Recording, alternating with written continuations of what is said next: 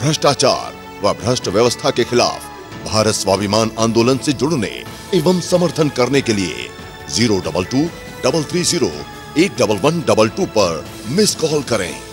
काला धन, भ्रष्टाचार व अन्यायपूर्ण साम्राज्यवादी व्यवस्था के खिलाफ 9 अगस्त के दिल्ली के ऐतिहासिक एवं निर्णायक आंदोलन के मद्देनजर राष्ट्रभक्त भारत माता के सपूत स्वामी रामदेव जी महाराज कार्यकर्ताओं में ऊर्जा का संचार करने एवं आम आदमियों की आंदोलन में भागीदारी बढ़ाने के लिए हर प्रांत में पहुंच रहे हैं। इसी क्रम में युगदृष्टा कल पूर्वोत्तर राज्यों के कार्यकर्ताओं की बैठक तथा व्यवस्था परिवर्तन के इस कार्य में स्थानीय जनता की भागीदारी को बढ़ाने के लिए कल असम की राजधानी गुवाहाटी पहुंचे। पूरे असम में जल व जमीन से जुड़े मुद्दों पर कृषक मुक्ति संग्राम समिति के माध्यम से प्रामाणिकता के साथ काम करने वाले भाई अखिल गोगई को अपना आशीर्वाद देने तथा आंदोलन के लिए हौसला अफजाई करने स्वामी जी महाराज उनके घर पहुंचे। पिछले दिनों जब बाढ़ पीड़ितों की सहायता करने भाई अखिल गोगई गए थे तो उन पर एक पार्टी विशेष के लोगों ने हमला कर दिया था। भाई अखिल गोगई के घर पर ही स्वामी जी महाराज ने प्रेस के माध्यम से असम, नॉर्थ ईस्ट व देश के सवालों को गंभीरता से उठाया। स्वामी जी ने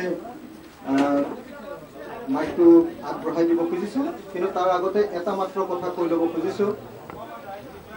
আজি স্বামীজীৰ লগত আমাৰ যি আলোচনা অনুষ্ঠিত হ'ল কৃষক মুক্তি সংগ্ৰাম কমিটিৰ, সেই আলোচনা অনুসৰি স্বামীজীয়ে আমাক প্ৰতিশ্ৰুতি প্ৰদান কৰিছে যে ব্ৰহ্মপুত্ৰৰ ওপৰত যি নদীবান্ধ বনাব খোজা হৈছে, অৰ্থাৎ অসমৰ পানী, উত্তৰ পূৰ্বাঞ্চলৰ পানী, ভাৰতবৰ্ষৰ জনগণৰ পানী কোম্পানীৰ হাতলৈ দি দিব খোজা হৈছে, তাৰ বিৰুদ্ধে স্বামীজীয়ে সৰ্বভাৰততে আন্দোলন গঢ়ি তুলিব, সৰ্বভাৰততে তাৰ বিৰুদ্ধে মাত মাতিব।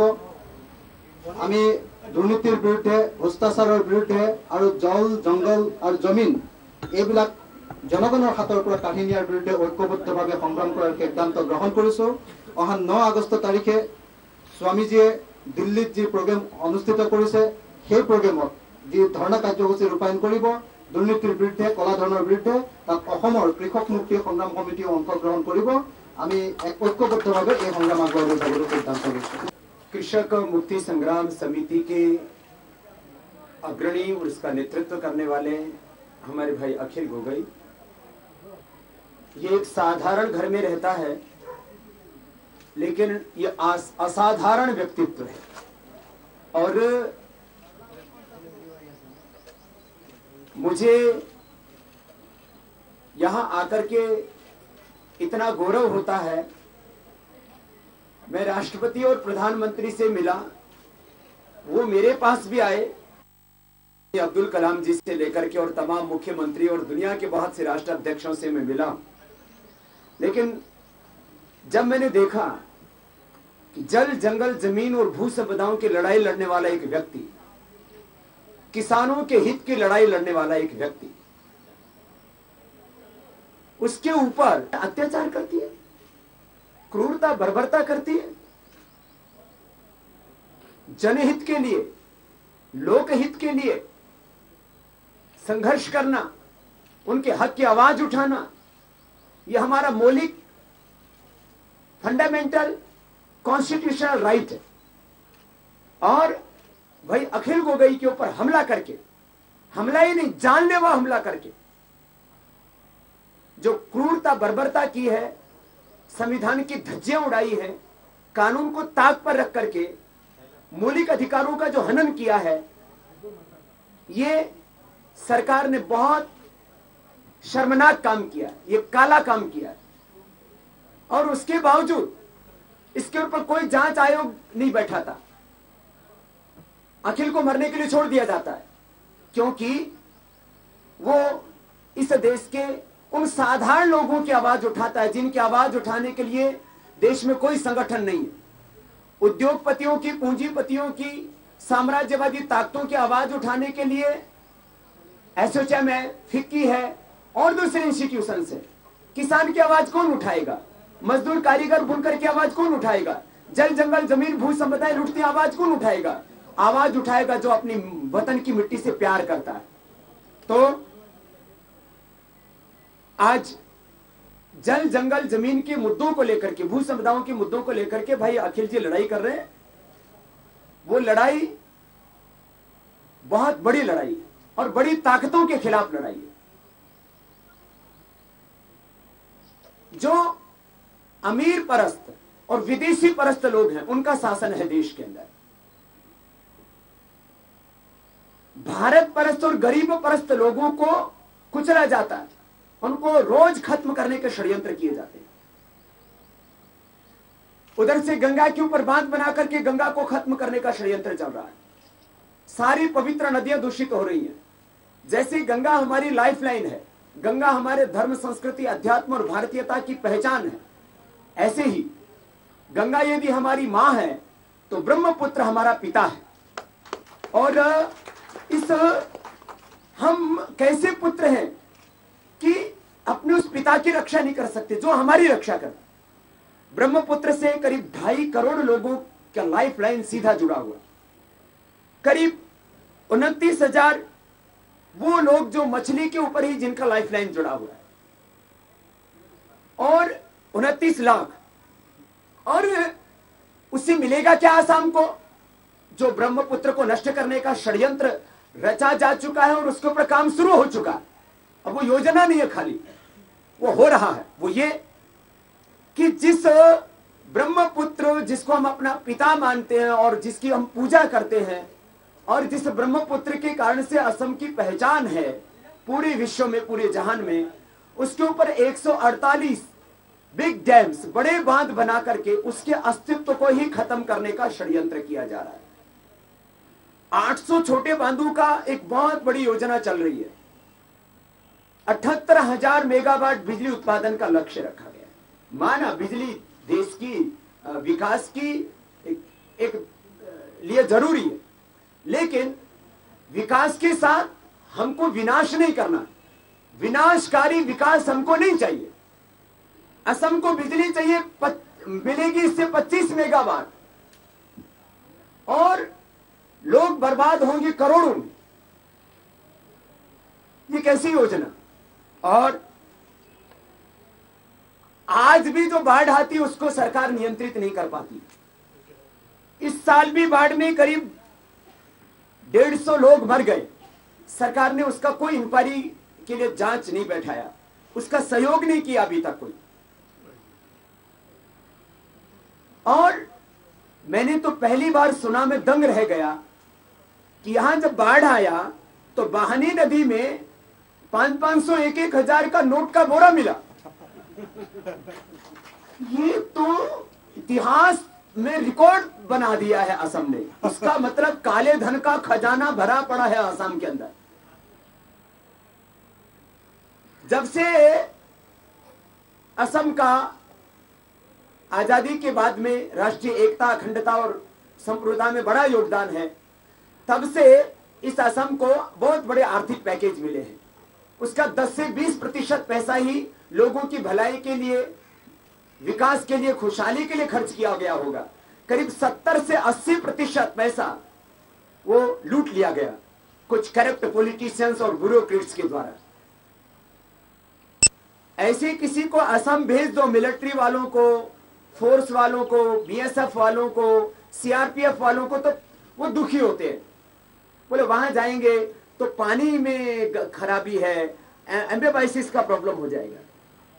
लेकिन इधर जो बड़े बड़े ब्यूरोक्रेट्स आने में बड़े खुश होते हैं, क्योंकि इधर लूट का माल मिलेगा। मैं सभी ब्यूरोक्रेट्स को लुटेरा नहीं बता रहा हूं, उसमें कुछ ईमानदार ऑफिसर भी है, उनकी हमें बड़ाई करनी चाहिए, मैं भी उनकी प्रशंसा करता हूं। लेकिन पॉलिटिशियंस उन करप्ट ब्यूरोक्रेट्स को साथ में लेकर के और उस मेगा कैपिटलिस्ट के साथ में मिलकर के, साम्राज्यवादी ताकतों के साथ मिलकर के जो घिनौना षड्यंत्र असम में कर रहे हैं, वो असम के लिए बहुत ही दुर्भाग्यपूर्ण, बहुत बड़ा भविष्य का खतरा है। सबसे पहले हिंदुस्तान के अंदर पेट्रोल मिला, क्रूड ऑयल मिला, डीजल मिला, तो वो असम में, और असम में उसको रॉयल्टी क्या मिला? 20,000 रुपए में से 560 रुपए क्या मजाक है। भिखमंगे भी शायद इतना भीख नहीं लेंगे।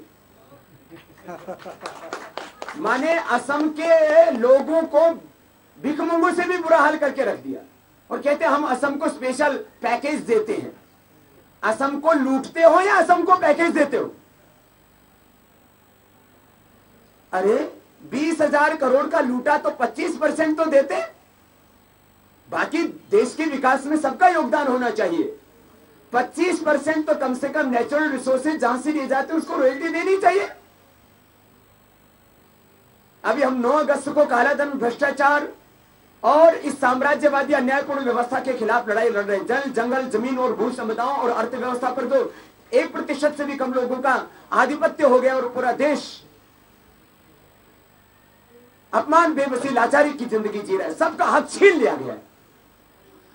वो 9 अगस्त की ऐतिहासिक लड़ाई होगी और उसमें हमारे भाई अखिल गोगोई जी या हमारे राष्ट्रीय आंदोलन समिति के एक मजबूत स्तंभ बनकर के वहां खड़े होंगे और वहां राष्ट्र हित के साथ में हम आसाम के भी जो मुद्दे हैं उनको उठाएंगे और उस सरकार ने जिसने ये इतना बड़ा अत्याचार किया असम के साथ, ये पूरे देश को बताएंगे, पूरी दुनिया को बताएंगे।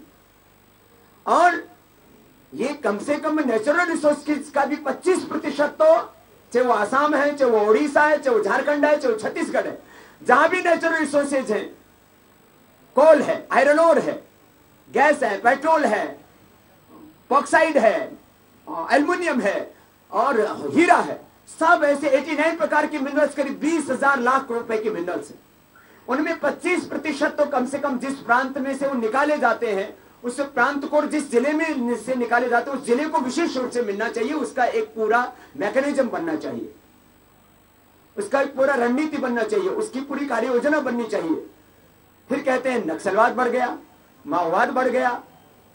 नक्सलवाद और माओवाद कोई विदेशी ताकतों ने नहीं, हमारे ही देश के भ्रष्ट, बेईमान और गद्दार कुछ नेताओं ने बढ़ाया। मैं नक्सलवाद, माओवाद का समर्थन नहीं कर रहा हूं, लेकिन नक्सलवाद और माओवाद के लिए विदेशी ताकतें नहीं, अपने ही देश के कुछ भ्रष्ट, बेईमान, गद्दार पॉलिटिशियंस जिम्मेदार। जब वो अपने हक की लड़ाई लड़ते हैं, अपनी जमीन से उनको बेदखल कर दिया जाता है, उजाड़ दिया जाता है, फेंक दिया जाता है। यहां भी भू संपदाओं की तो बात छोड़ो, अपनी जमीन से उनको बेदखल कर दिया गया, असम में, गुवाहाटी में। और मुझे जानकर के आश्चर्य हुआ, गुवाहाटी में लैंड और फ्लैट के वो रेट है जो मुंबई और कोलकाता, चेन्नई, हैदराबाद और दिल्ली को इससे आगे निकल गया है। ऐसा लैंड माफिया आ गया है। उनकी हक की लड़ाई लड़ते हैं तो 3 लोगों को तो मौत के घाट उतार दिया। बोले तुम अपना हक क्यों मांगते हो? हक मांगने पर, कोई भीख नहीं मांग रहे थे, हक मांगने पर सजाए मौत दिया जाता है जिस प्रांत के अंदर। ये कैसा लोकतंत्र है? संविधान की हत्या होती है यहां हर रोज, कानून की हत्या होती है, मौलिक अधिकारों का हनन होता है। मुझे तो आश्चर्य होता है यहां के लोग ऐसी पार्टी को वोट क्यों दे देते हैं। असम के लोग देशभक्त हैं। असम के लोग कहते हैं हमको चीन कतई नहीं चाहिए, हम तन मन प्राण आत्मा से भारतीय हैं, हमको भारत में रहना है। आज असम सुरक्षित है तो यहां के लोगों में देशभक्ति का जज्बा है। और मैं सभी असम के लोगों से आह्वान करूंगा, अपने को राष्ट्र की एकता और अखंडता, संपूर्णता पर कोई आंच नहीं आने देनी है। और इन भ्रष्ट, बेईमान गद्दारों से जो इसको लूट रहे हैं असम को, उनसे उनके ढंग से निपटना पड़ेगा, उनको राजनीतिक जवाब भी देना पड़ेगा। आंदोलनों से बात उठती है, लेकिन आंदोलन जब तक राजनीति की दशा और दिशा को नहीं बदलते तब तक ये आंदोलनों को कुचलते रहेंगे।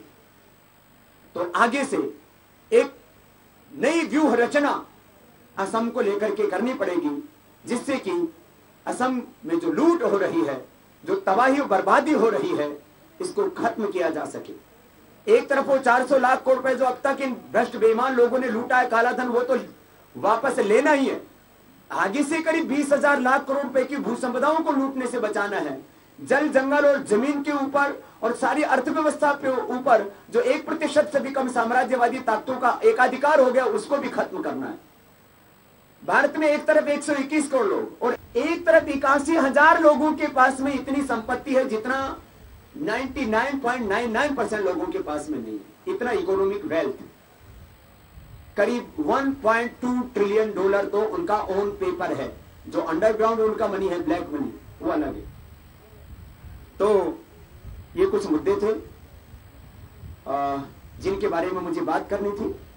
हम ये काले धन की, भ्रष्टाचार की और इस भ्रष्ट व्यवस्था की, अन्यायपूर्ण व्यवस्था की, साम्राज्य व्यवस्था के विरुद्ध लड़ाई को आगे भी जारी रखेंगे। और इसमें भारत स्वाभिमान और इंडिया गैस करेक्शन के सभी कार्यकर्ता हमारे साथ में हैं। आदरणीय अन्ना हजारे साहब वो हमारे साथ में हैं और हमारे भाई अखिल गोगोई जी सहित इनका पूरा संगठन कृषि मुक्ति संग्राम समिति। क्योंकि मैं तो एक किसान का बेटा हूं, इसलिए किसान के दर्द को मैं जीता हूं और इस किसान के पीड़ा को, जिसको आज तक दूर नहीं किया गया, हम सब मिलकर के उसकी पीड़ा को भी दूर करेंगे। हम कृषक पुत्र होने का भी, हम भारत माता के पुत्र होने का भी और ब्रह्म पुत्र का भी पुत्र होने का धर्म निभाएंगे।